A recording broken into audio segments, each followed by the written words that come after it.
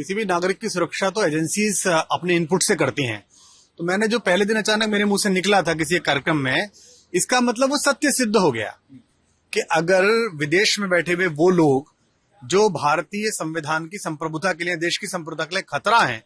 अगर उनको agencies intercept करके ये देखती हैं कि वो मुझसे नाराज है इस बात से कि मैं अरविंद केजरीवाल को वहां ना हारने दूं या ऐसा ना हो जाए, तो इसका मतलब मैं जो पहले दिन बात कर रहा था वो सिद्ध हो गई। और दूसरा, वो एक बार ये नहीं कहने को तैयार है कि मैं खालिस्तानी शक्तियों से लड़ूंगा, मैं आतंकवाद का विरोधी हूं, मैं आतंकवाद के खिलाफ बोलेगा नहीं, क्योंकि बोलेगा तो जिन्होंने इन्वेस्ट किया है उसके अंदर वो नाराज हो जाएंगे, वो शक्तियां नाराज हो जाएंगी। तो मैं तो एक तरीके से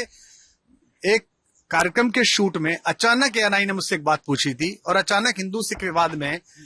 जो उसने बोने की कोशिश की है, वहां बनिया हूं, हिंदू खतरे में है, उसमें मेरे पे गुस्से में एक लाइन निकल गई 52.8 सेकंड की, और उसने इतनी रिएक्शन उनके लोगों ने दिखाई, तो इससे सिद्ध हो गया कि मैं जो कह रहा था वो सच था। अब अगले कुछ घंटों में, मैं तो चुनाव में ना प्रत्याशी हूं, ना मैं किसी पार्टी में हूं, ना मैंने इस्तीफा दिया, ना मैं निकाला गया, ना तो मैंने दिया, ना उसकी औकात थी कि वो कैसे निकाल देता। हालांकि स्वराज वराज की तो उसने सब बत्ती लगा दी जो वो कहता था। पर अगले कुछ घंटों में पंजाब को ये बात तय करनी है कि पंजाब एक ऐसे आदमी को जिसको मैं उससे ज्यादा जानता हूं, क्या उसके झांसे में आके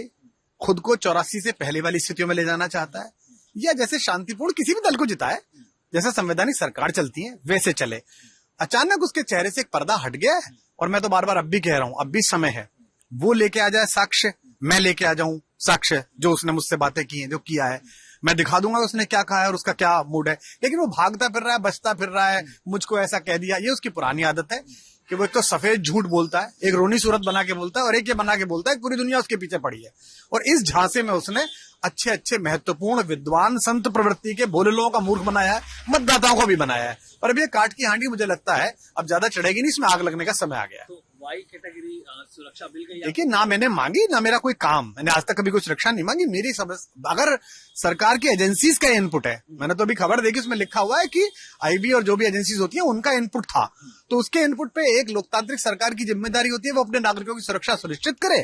तो सरकार सुनिश्चित करेगी, सरकार का काम है। इसमें तो आप सरकार से सवाल पूछिए। नहीं, कोई आपके पास मैसेज आया क्या? नहीं, मेरे पास, मैं तो अपना अभी कोई मेरे पास संदेश नहीं है, मैंने भी आपके माध्यम से देखा है। मैं फिर दोहरा रहा हूं, ये इनपुट पर आधारित होता है, और मेरी बात ये पुष्ट होती है जो मैंने पहले दिन कहा था कि वो एक बार अपने मुंह से बोले कि मैं आतंकवादियों के खिलाफ हूं, मैं आतंकवादियों के खिलाफ कार्रवाई चाहता हूं, मैं उनके समर्थन में नहीं हूं, या मेरी उनसे बातचीत नहीं हुई।